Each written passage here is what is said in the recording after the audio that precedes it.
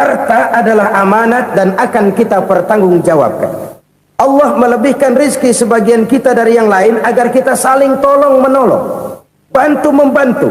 Nabi janjikan, siapa yang meringankan beban saudaranya muslim di dunia, Allah akan meringankan bebannya di akhirat nanti. Sebuah jaminan dari baginda Nabi. Si orang yang kita bantu barangkali tidak bisa membalas, Allah yang akan membalas lewat jalan lain yang tidak pernah kita sangka-sangka.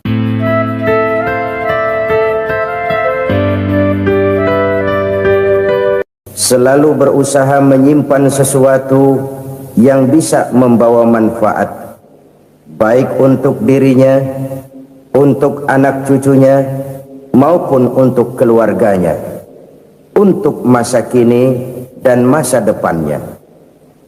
Kadang simpanan itu berbentuk uang, kadang berupa tanah, lain saat berbentuk pabrik, dan lain sebagainya. Sementara masa depan yang paling pasti adalah akhirat. Jika untuk masa depan dunia kita rela memeras keringat, membanting tulang, pergi pagi dan pulang petang, menyimpan uang, menyimpan tanah, menyimpan pabrik, pernahkah kita merenung jika satu saat kiamat datang, kita dibangkitkan dari kubur masing-masing, berdiri di padang mahsyar untuk mempertanggungjawabkan seluruh kegiatan hidup kita di dunia ini, lalu kita akan menuju ke alam akhirat. Sudahkah kita mempunyai simpanan untuk akhirat kita? Pada pertemuan kali ini saya ingin menyampaikan sebuah hadis di mana Rasulullah sallallahu alaihi wasallam bersabda, arba'un min kanzil jannah. Simpanan sorga ada 4 macam. Yang pertama, ikhfa'us sadaqah, menyembunyikan sedekah. Saudara-saudara kaum muslimin, sebagaimana yang kita maklum bahwa Allah Subhanahu wa taala melebihkan sebagian rezeki dari kita terhadap yang lain. Ada yang kaya, ada yang setengah kaya, ada yang miskin, ada yang setengah miskin, dan selanjutnya. Ada yang gajinya kecil tapi penghasilannya gede. Ada yang penghasilannya gede tapi nggak punya gaji. Ada juga yang memang gajinya gede dan penghasilannya gede. Kelebihan rezeki merupakan sunnatullah dan tidak harus membuat kita merasa lebih dari yang lain. Bahkan sebaliknya, kelebihan itu harus membuat kita ringan tangan untuk menolong mereka yang memang memerlukan pertolongan. Kalau saudara diberikan ilmu, maka pertanyaan akhirat cuma satu, ilmumu kau amalkan untuk apa? Kalau saudara diberikan umur yang panjang, pengadilan akhirat juga bertanya satu, umurmu kau habiskan di mana? Tapi kalau saudara diberikan harta, pengadilan akhirat akan bertanya 2, hartamu kau dapat dari mana, kau belanjakan kemana? Dari mananya ditanya dan kemananya juga ditanya.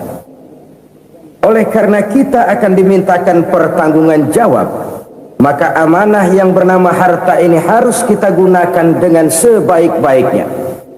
Ada penggunaan yang merupakan kewajiban, itu zakat namanya. Ada penggunaan yang sewaktu-waktu, itu infak namanya. Ada yang lebih sewaktu-waktu lagi, dan itu sedekah namanya. Zakat dia terikat oleh haul dan nisab, oleh putaran batas waktu dan ukuran dari harta itu sendiri. Sedangkan infak terikat oleh situasi dan kondisi perekonomian seseorang. Sedangkan sedekah tidak terikat dengan apapun.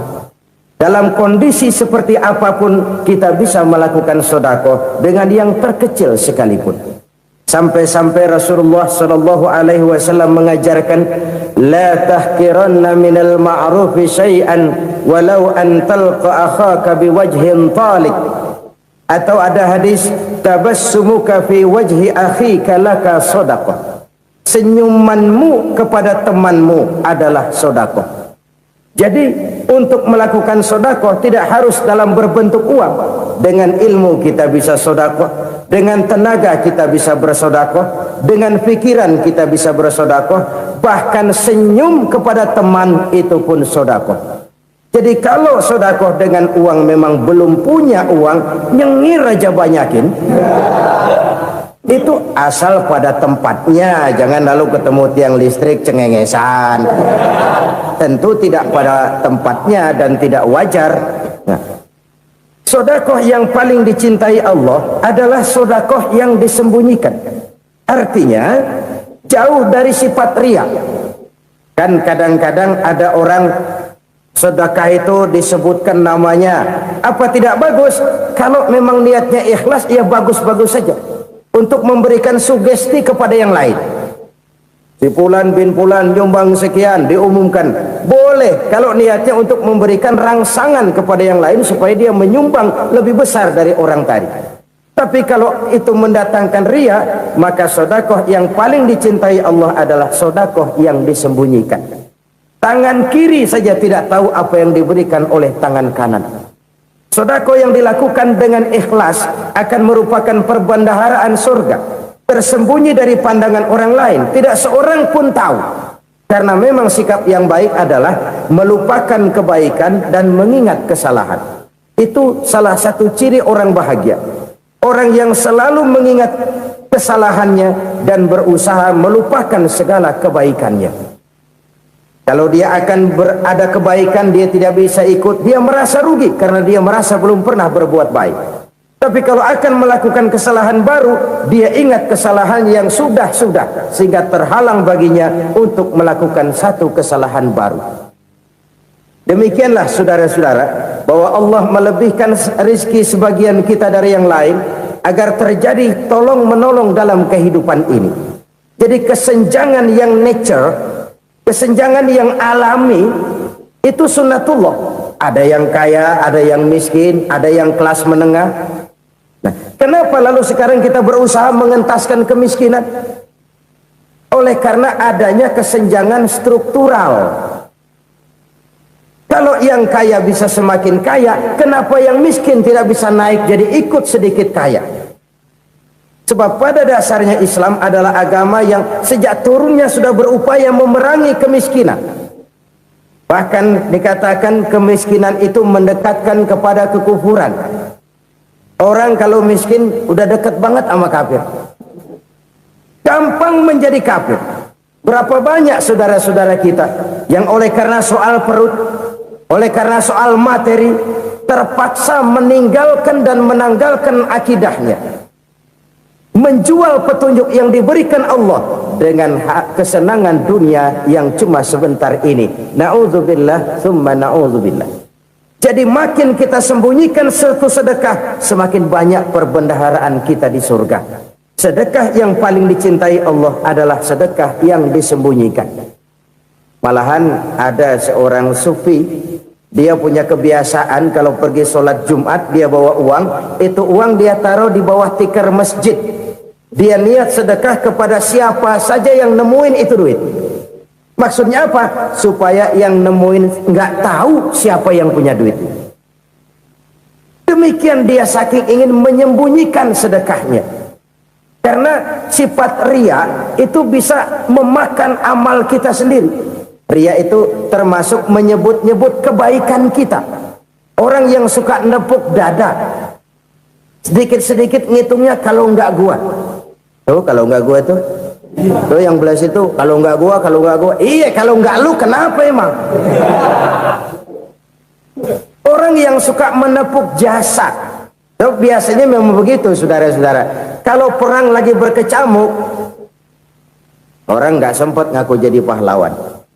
Tapi begitu perang selesai, yang kagak kenal bedil ngaku pahlawan, mas. Itu sesuatu yang biasa. Oleh karenanya, orang-orang yang ikhlas dalam bersedekah, disembunyikannya sedekah itu, Allah cinta betul.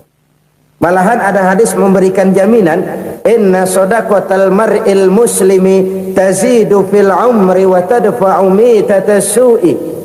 Sesungguhnya sedekahnya seorang mukmin tazidu fil umri, bisa menambah umur panjang, wa tadfa'u mitata su'i, dan menyelamatkan manusia dari mati secara su'ul khatimah. Jadi siapa yang kepengen panjang umur, banyaklah sedekah. Yang bosan hidup, pelit terus. Sedekah menambah panjang umur dan menyelamatkan manusia dari mati secara su'ul khatimah. Pak, katanya umur itu nggak bisa ditambah, nggak bisa dikurangin.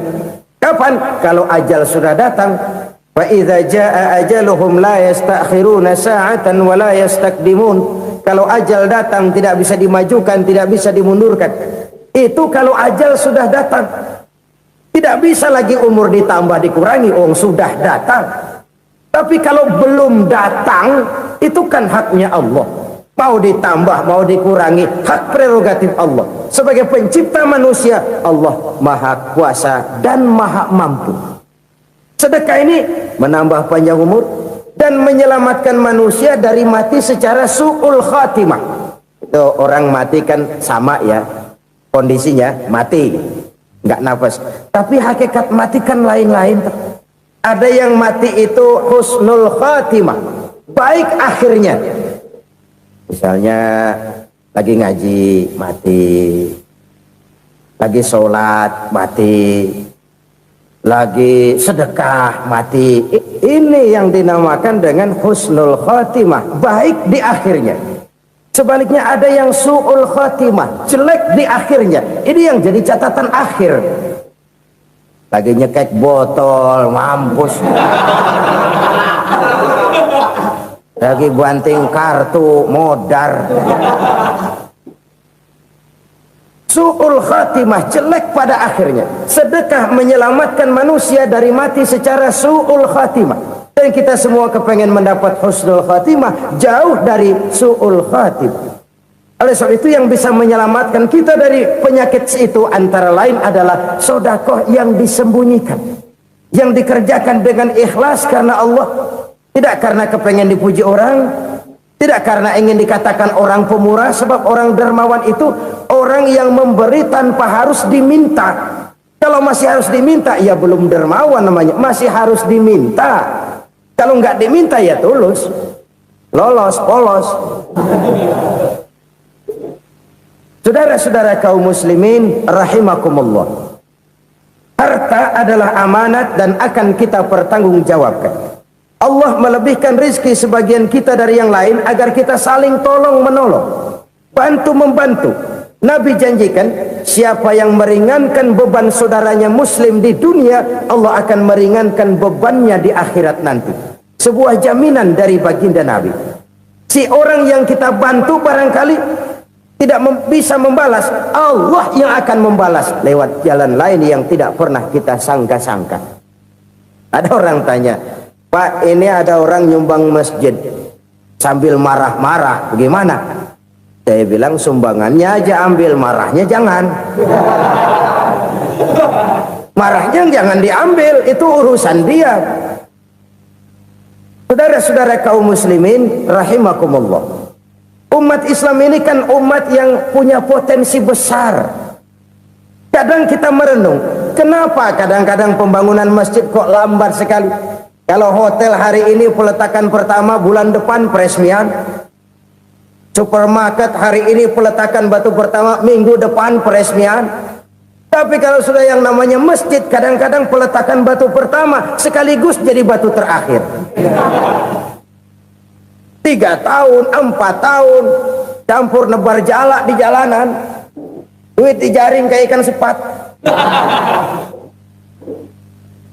Apa tidak ada orang Islam yang kaya? Banyak. Apa tidak ada pengusaha muslim yang jadi konglomerat? Ada. Lalu yang belum banyak itu yang komit terhadap nilai-nilai agamanya. Akhirnya kita jatuh jadi umat yang lemah. Belum ada pengusaha konglomerat muslim buka pabrik supermi cap beduk misalnya umpamanya atau pabrik kecap cap sorban supaya identitas keislamannya sedikit kelihatan. Kita jatuh jadi umat yang lemah karena potensi tidak terinventarisir dengan baik. Kita ini ibarat kompor yang cuma matengin nasi orang lain. Potensi kita dimanfaatkan oleh orang lain. Ukhuwah Islamiyah kita baru terbatas kepada silaturahmi. Ukhuwah di bidang ekonomi kita lemah, ukhuwah di bidang kebudayaan kita lemah, apalagi ukhuwah di bidang politik kita lebih rapuh lagi. Padahal ukhuwah itu adalah totalitas kehidupan manusia, menyangkut ipolek sosbud, memerlukan nilai-nilai ukhuwah. Jadi oleh karena itu mari kita menyadari di dalam harta kita, walaupun kita yang cari pergi pagi pulang sore peras keringat banting tulang, di sana ada harta anak yatim, di sana ada hak masjid, di sana ada hak pesantren, di sana ada hak jihad. Berbahagialah seseorang apabila dia oleh Allah dijadikan keran. Keran itu menyimpan air, tapi tidak untuk dirinya, tapi disalurkannya kepada mereka yang memang memerlukannya. Saudara-saudara kaum muslimin rahimakumullah, ini yang pertama. Jadi perbendaharaan surga adalah menyembunyikan sedekah. Orang lain nggak tahu, kita pun nggak pernah ngitung-ngitung. Kita anggap lewat begitu saja, padahal itu deposit akhirat. Satu. Yang kedua, perbendaharaan surga itu apa? Wa kitmanul musibah, menyembunyikan kesulitan. Kadang orang takut menghadapi kesulitan, tapi makin kita merenung, hidup ini kan sebenarnya urusan. Takut sama urusan ya jangan hidup. Tandanya orang hidup itu kalau punya urusan. Urusan melupakan problem, problem sering menimbulkan kesulitan. Kesulitan bukan untuk ditakuti, tapi untuk diatasi dan dicarikan jalan keluarnya. Siapa sih orangnya yang nggak pernah sulit-sulit? Makin tinggi status sosialnya, makin gede urusannya. Makin tinggi kualitas imannya, makin berat tingkat kesulitannya. Cuma memang yang namanya enak itu seperti pelangi. Biang lala itu nggak pernah di atas kepala kita, di atas kepala orang melulu. Lo sih enak lo, kata kita. Dia juga bilang yang enak kan lo. Pelangi itu nggak pernah di atas kepala kita. Kata tukang beca, aduh enak ya naik Mercy. Kata tukang beca, apa yang di dalam mobil Mercy? Aduh enak bener tukang beca, di jok ngeringkuk ngorok pulas bener. Saya kamar pakai AC sejuk, tempat tidur sutra empuk, alga spring bed, gula kulik nggak bisa pulas kalau belum minum Valium, belum tidur. Enak bener tukang beca, di jok ngorok nggak tahu wetan kulon. Si tukang beca bilang yang di Mercy enak, yang di Mercy bilang tukang beca enak. Inilah enak, nggak pernah di atas kepala kita, di atas kepala orang lain melulu enak itu. Nah saudara-saudara, yang merupakan perbendaharaan surga itu orang yang bisa menyembunyikan kesulitan, baik pribadi ataupun rumah tangga. Nih terutama rumah tangga yang jadi soalnya. Kadang-kadang kita ini kalau senang, sebaliknya kalau senang kita diam, kalem aja, cuek. Banyak banget duit kita bawaan, diam aja udah. Malah ketemu orang takut. Tapi begitu susah, sekampung tahu. Padahal Nabi mengajarkan perbendaharaan surga itu menyembunyikan musibah, menyembunyikan kesulitan. Kalau enak, cerita sama orang-orang. Kalau nggak enak, rasain sendiri, tekan sendiri, atasin sendiri. Kita kan sebaliknya, senang kita diam, asal lagi susah, paling tidak kita nyari teman buat cerita kesusahan. Siapa orangnya yang nggak pernah susah? Cuma soalnya bagaimana kita mengatasi kesusahan itu sendiri. Begitu juga misalnya kalau orang sudah berumah tangga, itu orang tuanya harus menjadi tempat dia cerita yang enak-enak saja. Yang nggak enak rasain berdua, selesaikan berdua, atasin berdua. Jangan dibalik. Asal senang diam, giliran susah saja. Maknya laporan. Terbalik. Bisa menjaga security informasi. Maka nama bayam keluar diam, malah seluitan. Enak amat lo makan daging ayam. Security informasi. Saudara-saudara kaum muslimin rahimakumullah, ujian yang terberat itu yang pernah diberikan kepada para nabi para rasul, para aulia, para ulama, makin tinggi keimanan, makin berat bentuk kesulitan. Ayo saya kemukakan satu contoh saja. Ada seorang nabi yang kaya, nabi kaya, namanya Nabi Ayub. Iblis kalau orang begini kan keki, ibadahnya rajin, kaya. Yang kayak begini susah digodain. Kalau ibadahnya rajin, miskin, enggali bisa disogok. Sini imannya mantap, ibadahnya rajin, kaya, nabi lagi. Oh, tapi namanya iblis nggak kurang akal. Laporan, Tuhan, kenapa Les? Ya ini bahasa saya, bahasa Qurannya sih nggak gitu. Itu hambamu yang namanya Ayub, dia rajin ibadah cuma karena dikasih kaya aja. Coba kasih miskin dia, berhenti dia sembahyang. Ah, kamu bisa aja. Saya tahu Ayub itu hambaku yang ikhlas. Saya buktiin Tuhan, silahkan. Dibuktiin lah, iblis turun ke alamin. Yang mula-mula dia lakukan, dia rusak sawah ladang Nabi Ayub. Dia binasakan binatang ternak Nabi Ayub. Sehingga dalam waktu singkat, jatuhlah Nabi Ayub dari orang paling kaya jadi orang paling miskin. Beliau masih ibadah di mihrab dalam masjid. Datang iblis. Saudara Ayub, ya, lagi ngapain? Ibadah. Nyembah Allah, nyembah Allah. Oh, percuma. Kenapa? Tuhan yang ente sembah nih, dia udah bikin miskin ente.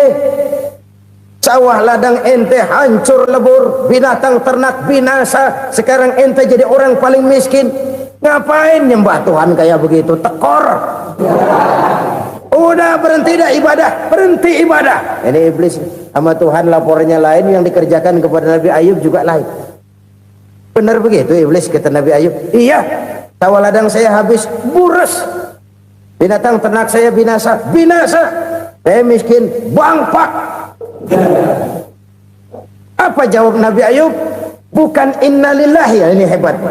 Alhamdulillahillazi a'tani wa akhadha minni. Segala puji bagi Allah yang telah memberikan harta kepada saya dan sekarang mengambilnya lagi. Alhamdulillah. Allah yang ngasih, Allah yang ambil. Itu mah urusan Allah. Iblis cuman ibadah jalan terus, sujud lagi Nabi Ayub. Iblis seleher gondok banget. Dasar Nabi nggak mempan dia apa-apain. Miskin malah alhamdulillah. Allah yang ngasih, Allah yang ngambil. Jadi kalau kita tidak komit, kita tidak terikat kepada kaya, miskin, senang, susah, apa yang bisa bikin kita susah? Jadikan kekayaan, kemiskinan, jadikan senang, susah sebagai anak buah yang bisa kita atur. Jangan kekayaan ngatur kita, jangan kemiskinan ngatur kita. Kita yang harus mengatur mereka. Senang, susah, kaya, miskin, bahagia, sengsara, jadikan itu anak buah yang bisa kita atur. Kalau sekarang kita kaya, lain saat boleh jadi kita miskin, semiskin-miskinnya. Allah yang ngasih, Allah yang ngambil. Tenaga mana yang bisa menghalangi? Ibadah jalan terus. Iblis makin gondok. Dasar Nabi loh. Akhirnya apa? Nabi Ayub dikerjain, diberikan penyakit. Demikian fatal penyakitnya. Bayangin, udah miskin sakit.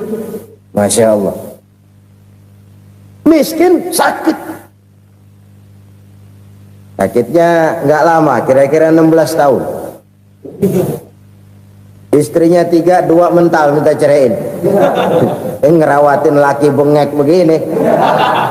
Senang belum tentu, susah udah pasti nih. Cerai aja, cerai dah. Cerai. Tinggal satu Siti Rahmah yang setia menemani beliau. Sesetia-setianya hati perempuan. Satu saat Siti Rahmah bilang, "Bang, iya, abang kan Nabi bang. Lalu namanya Nabi kan doanya jarang meleset bang. Maksud kamu minta kenapa sih sama Tuhan biar abang sembuh baik dah bang?" Siti Rahmah, iya. Saya sakit berapa tahun sih dah? 16 tahun bang. Sebelum ini saya sehat berapa tahun? Ya kira-kira 60 tahun bang. Nah coba ente banding-bandingin Rahmah. Saya dikasih sehat 60 tahun. dikasih sakit 16 tahun, sudah nggak sabar mau doa kepada Allah minta sembuh. Saya malu kepada Allah. Diuji dengan yang luar biasa seperti ini, tidak mengganggu stabilitas kehambaannya. Dia tetap menghamba kepada Allah Subhanahu wa ta'ala. Saudara-saudara kaum muslimin rahimakumullah, kunci menghadapi kesulitan itu apa? Allah jelaskan dalam satu ayat, wa basyiris sabirin alladzina iza asabathum musibah qalu inna lillahi wa inna ilaihi raji'un. Gembirakan orang-orang yang sabar. Siapa mereka itu? Yang apabila mendapat musibah mereka kembali kepada keyakinan dasar, segalanya dari Allah dan segalanya akan kembali kepada Allah. Ini konsepsi dasar dari sikap muslim dalam menghadapi berbagai kesulitan. Segalanya dari Allah, segalanya akan kembali kepada Allah. Kalau ini sudah kondisi dasarnya, maka kita akan lapang menghadapi kenyataan bagaimanapun pahitnya. Apakah itu namanya miskin, apakah itu namanya sakit, bahkan maut sekalipun, segalanya dari Allah, segalanya akan kembali kepada Allah. Ini sikap hidup, bukan sekedar ucapan. Kita kadang-kadang menjadikannya sebagai ucapan, mulutnya sehingga berhenti innalillahi wa inna ilaihi rajiun, tapi nangisnya terus gerung-gerungan. Bukan itu, ini kesadaran moral. Kalau segalanya dari Allah, segalanya kembali kepada Allah, kan sebenarnya cuma nunggu giliran. Hari ini saya nyembayangin dia, entah hari apa saya disembayangin orang. Hari ini saya antar dia ke kubur, entah hari apa orang nganterin saya ke kubur. Hari ini saya tahlilkan dia, entah nanti kapan orang tahlilkan saya. Segalanya dari Allah, segalanya akan kembali juga kepada Allah. Oleh sebab itu saudara-saudara, kesulitan bukan untuk ditakuti. Kesulitan justru untuk diatasi, dicarikan jalan keluarnya. Dan tidak ada orang yang tidak pernah mendapat kesulitan. Tidak ada. Semakin tinggi status sosial, semakin tinggi kualitas keimanan, semakin besar juga tingkat kesulitan. Hanya saja bagaimana cara kita mengatasinya. Dan Al-Quran menyatakan inna ma'al usri yusra. Di balik kesulitan itu pasti ada kemudahan. Roda itu berputar. Karena itu Rasulullah sallallahu alaihi wasallam mengingatkan kepada kita, ta'arraf ilallahi fir raha ya'rifka fis syiddah. Ingatlah kepada Allah di waktu kamu senang, supaya Allah ingat kepada kamu di waktu kamu susah. Kalau waktu senang kita ingat kepada Allah, kita susah, Allah tidak akan meninggalkan kita. Tapi kalau waktu senang kita jauh dari Allah, sujud tidak sempat, dengan masjid jauh, ketika senang kita lupakan Allah. Nanti begitu kita susah, Allah lupakan kita, dan itu menyakitkan. Oleh karena itu orang-orang tua kita dulu bilang, kalau lagi sehat ingat-ingat lu bakal sakit nanti. Kalau lagi kaya ingat-ingat satu saat kita bakal jatuh miskin. Bahkan kalau lagi muda ingat-ingat kita bakal tua. Dan yang terpenting, kalau lagi hidup ingat-ingat kita bakal mati. Saudara-saudara kaum muslimin rahimakumullah. Jadi yang kedua yang merupakan perbendaharaan surga, menyembunyikan musibah. Saudara-saudara kaum muslimin rahimakumullah. Hal ketiga yang merupakan perbendaharaan surga adalah wasilatur rahmi. Orang yang suka bersilaturahmi. Sebagaimana yang kita maklum bahwa manusia adalah makhluk yang disebut zon politika. Makhluk sosial yang tidak mungkin hidup sendiri-sendiri. Betapa dan siapapun kita memerlukan orang lain. Bodoh betul manusia kalau tinggal di tengah masyarakat tapi tidak mau bermasyarakat. Merasa hebat sendiri, pintar sendiri, gagah sendiri, kaya sendiri. Mungkin kalau mati juga ngubur sendiri. Jangankan kita di sini, di sorga saja Nabi Adam waktu sendirian bengong melulu, mondar mandir. Allah tegur dam sepi dam. Jadi ini kalau bahasa saya, iya Tuhan sepi ini nggak ada coret-corekan pisan ini. Diciptakan Siti Hawa baru anteng Nabi Adam. Itu di sorga. Cobalah. Umpamanya saudara tinggal di Jakarta nih. Kayak bener. Apaan aja di Jakarta punya saudara dah. Jembatan Semanggi ambil. Monas, Buntel bawa pulang. Hotel-hotel ambil semua. Cuman tinggal di Jakarta sendirian, apa enaknya? Betapa dan siapapun kita perlu orang lain. Tidak ada seorang pun yang bisa memenuhi kebutuhan hidupnya secara sendiri-sendiri. Nah, Islam telah menyelamatkan manusia dari ras diskriminasi, mengikat manusia dengan persaudaraan yang berlandaskan kepada akidah. Karena itu dianjurkan bersilaturahmi. Bahkan Nabi menyatakan, man arada ayyubsata lahu fi rizqihi wa yunsa'a fi atharihi falyasil rahimah. Siapa yang kepengen diluaskan rezekinya dan dipanjangkan usianya, banyaklah ia bersilaturahmi. Siapa yang kepengen dimudahkan rezekinya, hendaknya ia banyak bersilaturahmi. Kalau banyak teman, kesulitan kan paling tidak ada tempat cerita. Udah susah sendirian, kita pikirin diri, nggak ada tempat tukar pikiran. Cepet banget sama bengek. Dilawan sendiri. Nah, secara makro kita bisa berkata, tidak mungkin ada kemenangan kalau tidak ada kekuatan. Tidak ada kekuatan kalau tidak ada kesatuan dan persatuan. Tidak mungkin ada kesatuan dan persatuan tanpa semangat silaturahmi. Kalau umat Islam mau menang, dia harus kuat. Kalau umat Islam mau kuat, dia harus bersatu. Kalau umat Islam mau bersatu, dia harus membudayakan silaturahmi ini.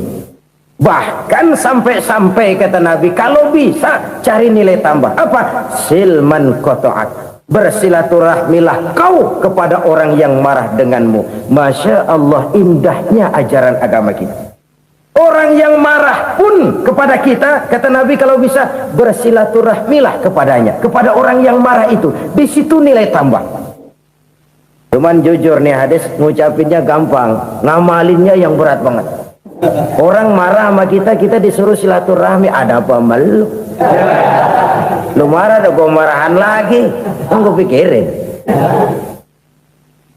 Saudara-saudara kaum muslimin rahimakumullah. Tapi ini yang diajarkan, bahkan ini yang dicontohkan oleh baginda Rasul. Bagaimana begitu mudah, misalnya satu saat Abu Jahal ini ngatur strategi bagaimana bikin Muhammad celaka. Dia gali lubang di depan tempat tidurnya. Dia tutupin daun korma. Terus dia panggil seseorang, ke sini. Kasih tahu Muhammad, pamannya sakit keras, minta ditengokin. Berangkat orang ini ke sana. Muhammad, labbaik. Pamanmu sakit keras, dia minta ditengokin. Baik, saya akan datang menjenguk beliau. Berangkatlah Nabi ke rumah Abu Jahal tanpa prasangka apapun. Abu Jahal udah pasang setil, selimut 3 rangkap setengah dipakai, persis kayak orang meriang. Tapi sembari ngintip dari balik selimut, begitu Muhammad buka pintu, nah masuk perangkap nih. Muhammad jalan menuju tempat pembaringan. Makin lama makin dekat, makin lama makin dekat, makin dekat ke lubang yang dipasang oleh Abu Jahal itu. Dalam hati Abu Jahal, terus dah jatuh, mampus dah lo ini. Mampus lo hari ini. Apa yang terjadi? Malaikat Jibril datang. Muhammad, pamanmu cuma pura-pura sakit. Di depan tempat tidurnya ada lubang perangkap supaya kamu jatuh ke situ. Sudah, kamu pulang. Balik kanan Nabi. Sudah hampir jatuh ke lubang, balik kanan, pulang. Bayangin kecewanya Abu Jahal. Muhammad dikit lagi, Muhammad dikit lagi. Enggak paman, saya pulang aja. Emosi bangun dari tempat tidur, enggak sadar kalau lagi pura-pura sakit. Lompat ngejar Nabi, dia lupa dengan lubang yang dia gali. Pusrak, nyemplung sendiri ke dalam lubang.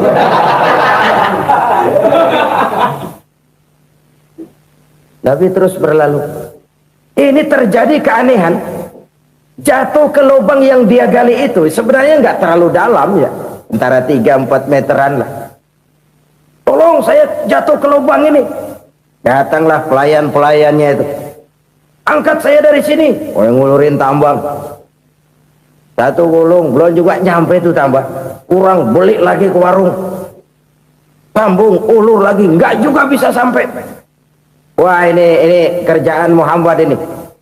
Tolong siapa salah seorang kamu ke rumah Muhammad, kasih tahu encangnya kecebur. Minta ditolongin. Sampaikan kepada Rasul. Kenapa? Pamanmu jatuh ke lubang, Muhammad minta tolong diangkatin. Tambang udah nyambung-nyambung nggak nyampe juga. Ya nanti saya datang saya tolong. Cobain.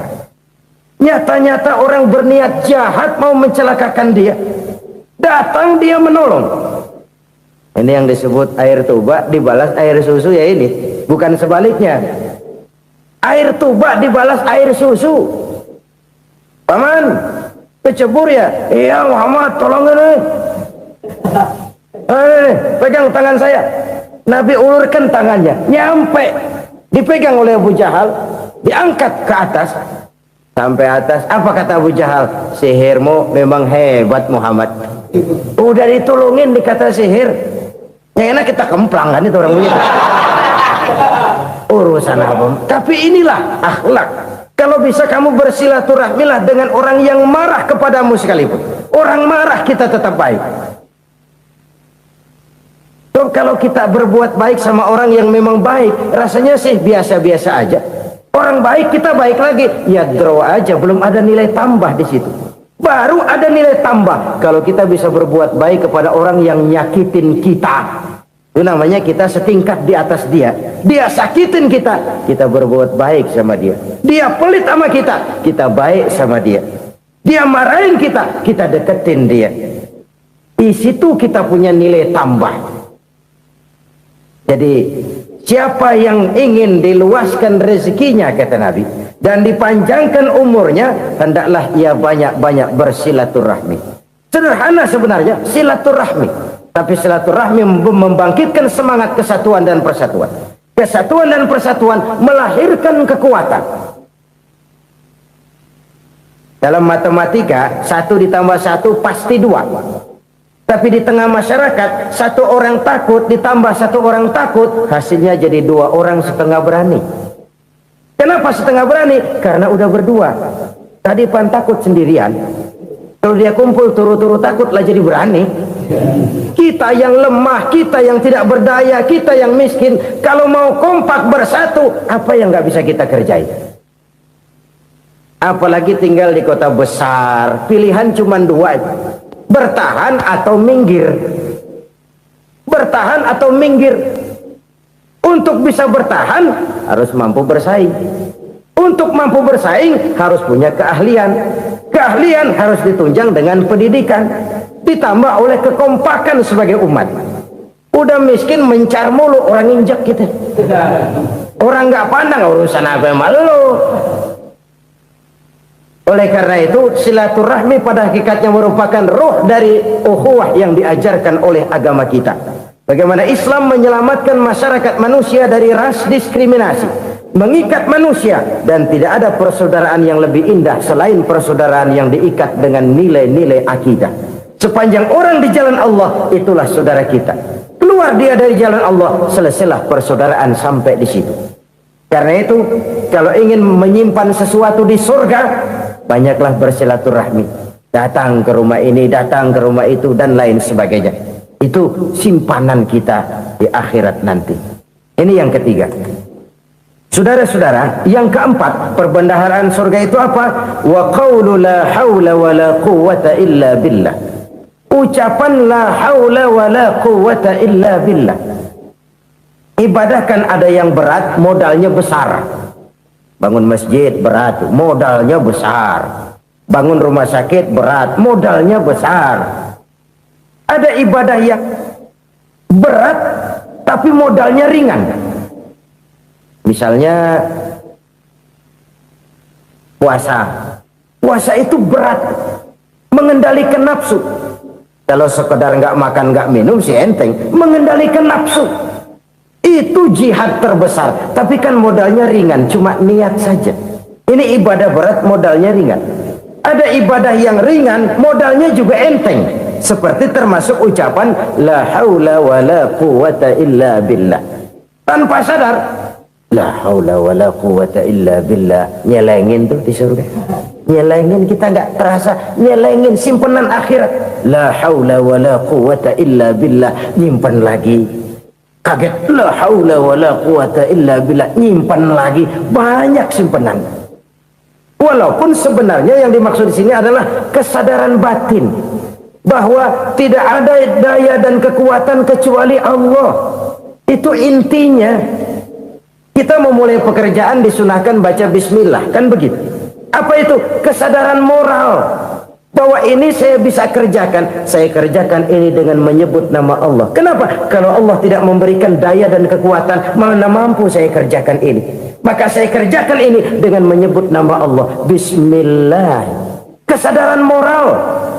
Manusia hanya wajib berusaha, tapi nggak pernah wajib berhasil. Banyak hal-hal yang kalau kita renungkan secara rasio nggak mungkin, tapi jadi kenyataan. La haula wala quwata illa billah. Tidak ada daya dan kekuatan kecuali bagi Allah semata-mata. Kesadaran moral akan kelemahan dan keterbatasan makhluk bernama manusia. Kadang kita kagum dengan otak, tapi kita sering lupa sama yang bikin otak. Padahal bagaimanapun hebatnya otak, yang bikin otak pasti lebih hebat dari otak. Nggak percaya, silahkan otak-otakan. Inilah kecenderungan. Kita kagum dengan pesawat-pesawat mutakhir, bukan main, besi gede banget terbang itu. Alangkah hebatnya. Lalu apa yang bikin otak tidak lebih hebat dari itu semua? Kita puji laut, apa yang bikin laut tidak lebih hebat dari laut itu? La haula wala quwata illa billah. Tidak ada daya dan kekuatan kecuali Allah. Apa yang bisa kita lakukan kalau tidak karena daya dan kemampuan yang diberikan oleh Allah kepada kita? Lahirlah sikap tawadu, rendah hati, tidak melonjak menjadi angkuh dan sombong, sadar akan kelemahan dan keterbatasan diri sebagai makhluk yang diciptakan oleh Allah Subhanahu wa taala. Jadi satu sisi ini ucapan yang berpahala, la haula, jadi wiridan. Pada sisi lain ini kesadaran moral, sikap mental, kesadaran batin bahwa yang punya daya dan kekuatan itu cuma Allah. Kita nggak pantas untuk sombong, sebab sombong itu pakaiannya Allah. Kita nggak sedang pakai pakaian Allah, kegedean. Dan makin kita renungi, makin terbentur. Apa sih yang bisa kita sombongin? Kita mau sombong apa? Kaya, pintar, itu kan semua relatif. Di atas langit masih ada langit lagi. Jadi oleh karenanya, marilah kita menyadari, manusia hanya wajib berusaha, tapi tidak pernah wajib berhasil. Yang berusaha saja tidak wajib berhasil, apalagi yang tidak berusaha. Islam bukan agama orang pemalas yang selesai sholat lalu enggelohom, enggelenggem ayem-ayem. Tapi Islam bukan agama orang sombong yang setelah berusaha lalu tidak memerlukan Allah. Kita bisa saja bikin proyeksi, tahun sekian kita bakal panen besar menurut perhitungan otak. Tapi ada kejadian lain. Apa? Tikus ngambek. Habis itu dimakanin tikus, panen gagal. Proyeksi rasional gagal oleh tikus-tikus yang ngambek itu. Bisa saja terjadi. Tahun depan kita panen besar, urung. Kenapa? Musim panas panjang. Dan sekarang ini koran-koran bikin berita musim mengalami penyelewengan. Masya Allah, sangat luar biasa tausiah yang sudah disampaikan oleh guru kita.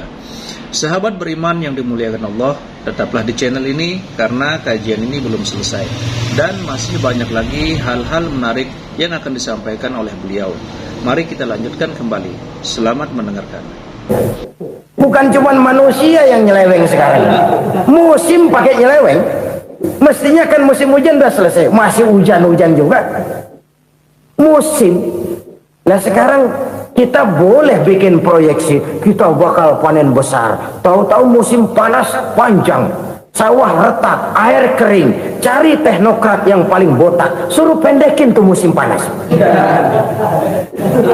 La haula wa la quwata illa billah. Inilah kesadaran moral.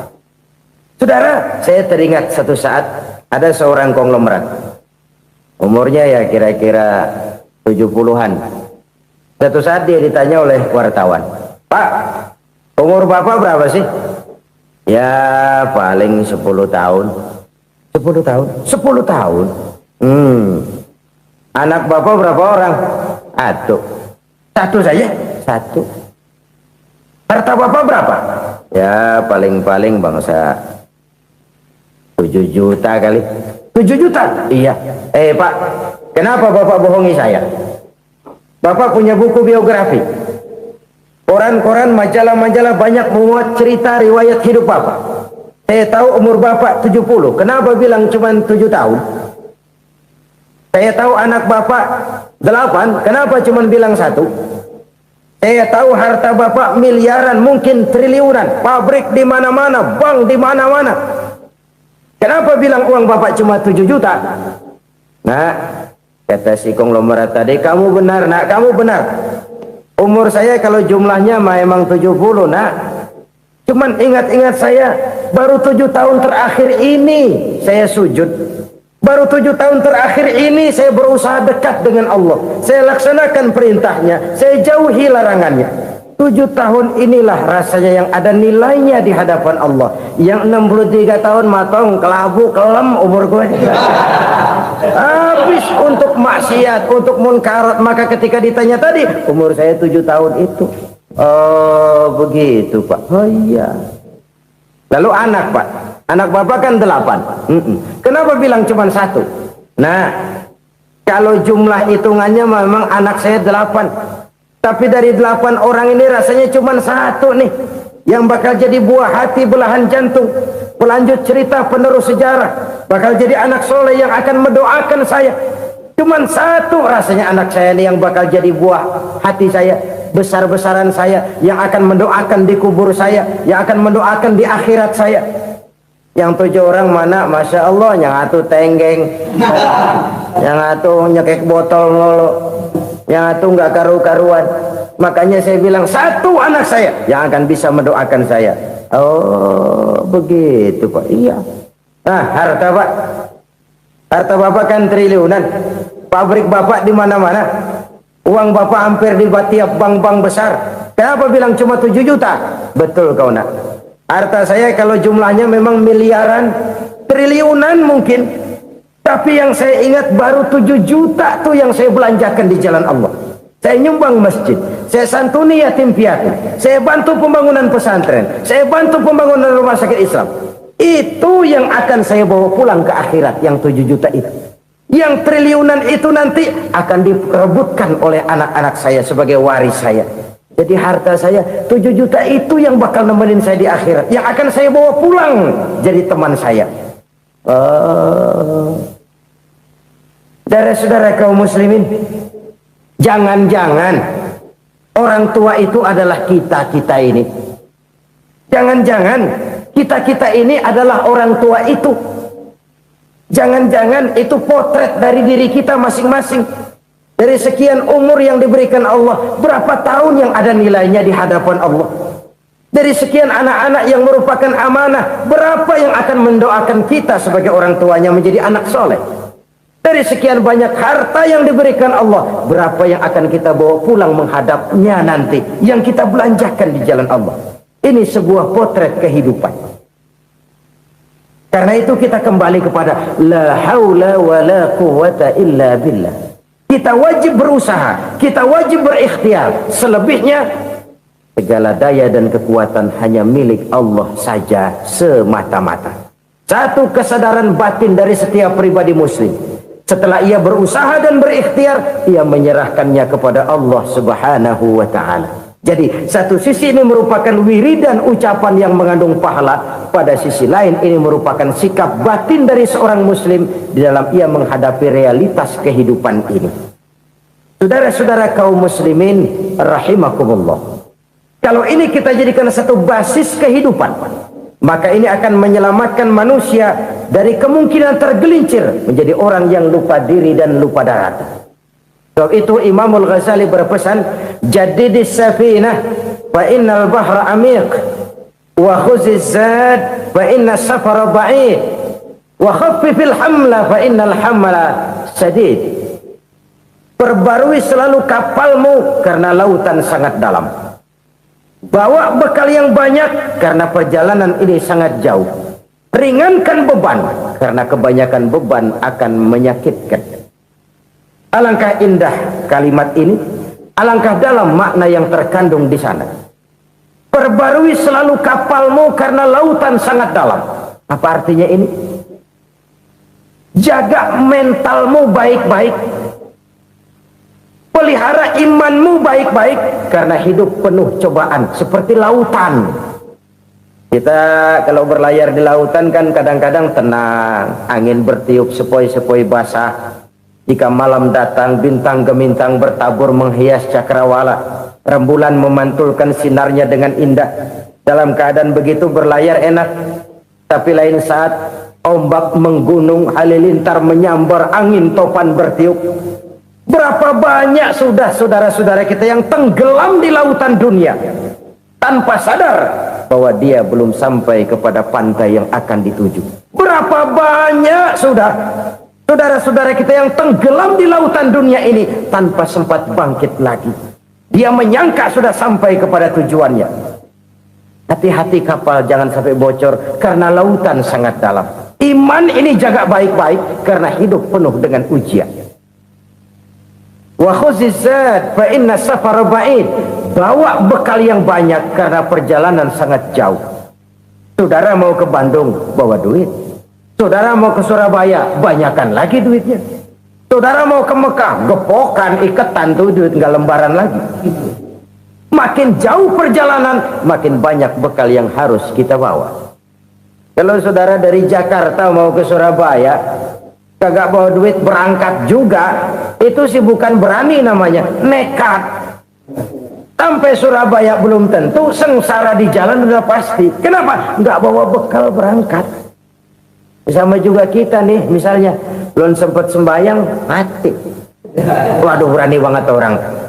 Belum punya bekal, mati. Sengsara di jalan. Atau bekal tidak cukup. Dari Jakarta saudara mau ke Surabaya, bawa duit 500 perak. Paling jauh Cikampek nyampenya itu. Paling jauh itu.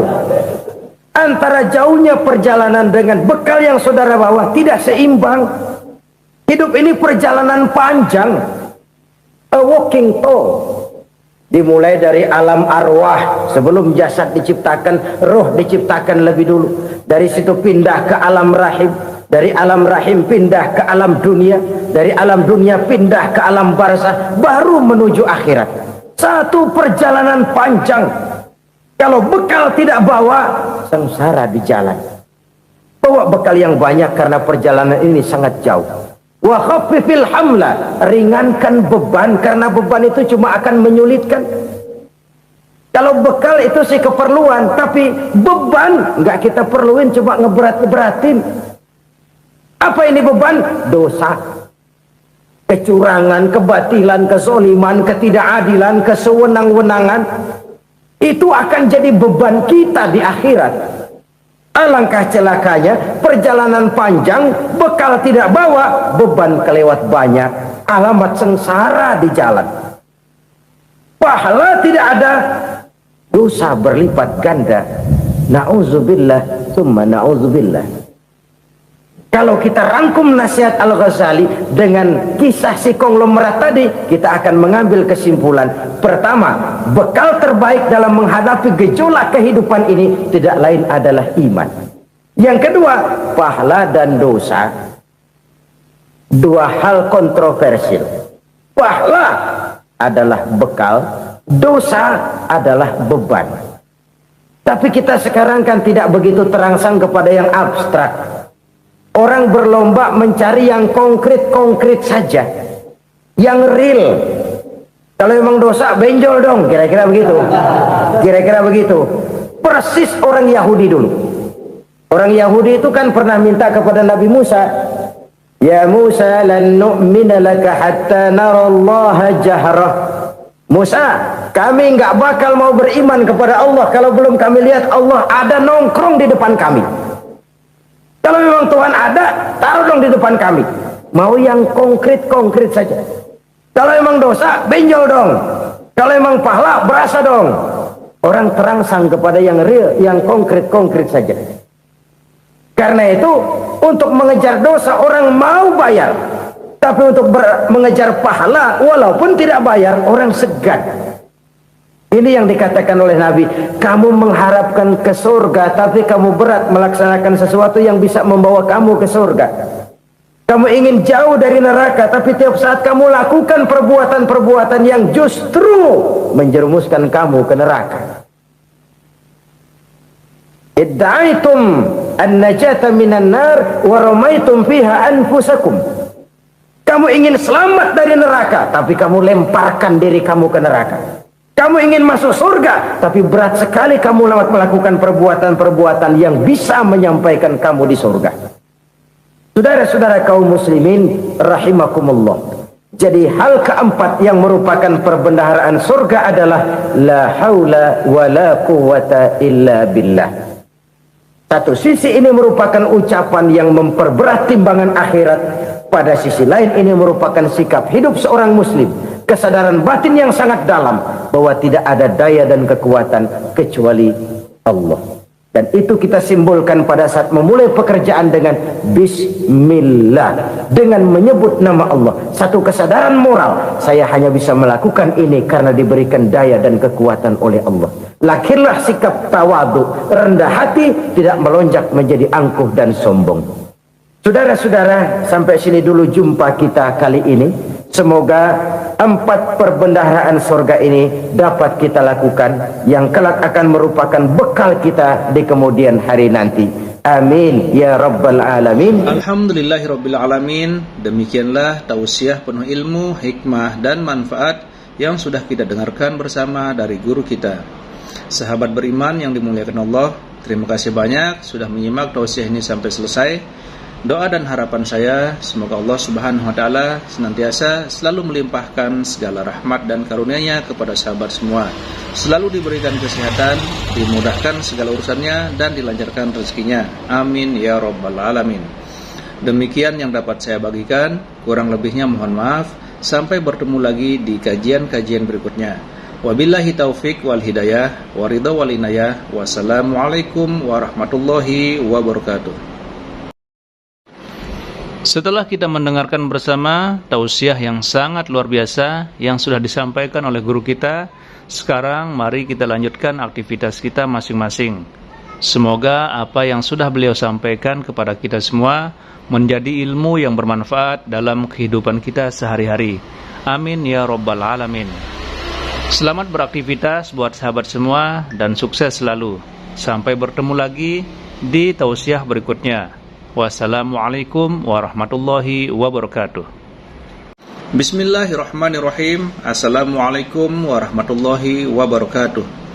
Alhamdulillahirabbil alamin, wassalatu wassalamu ala asyrafil anbiya'i wal mursalin sayyidina Muhammadin wa ala alihi wa sahbihi ajma'in, amma ba'du. Sahabat beriman yang dimuliakan Allah, syukur alhamdulillah kita bertemu lagi di channel ini. Pada kesempatan yang berbahagia ini, mari sejenak kita luangkan waktu kita untuk bersama-sama menyimak tausiah yang sangat luar biasa yang akan disampaikan oleh guru kita. Tentunya banyak sekali ilmu, hikmah, dan manfaat yang bisa kita jadikan pelajaran dalam kehidupan kita sehari-hari. Berikut ini mari kita sama-sama dengarkan isi tausiah beliau. Selamat mendengarkan. Saudara kaum muslimin rahimakumullah. Harta adalah amanat dan akan kita pertanggungjawabkan. Allah melebihkan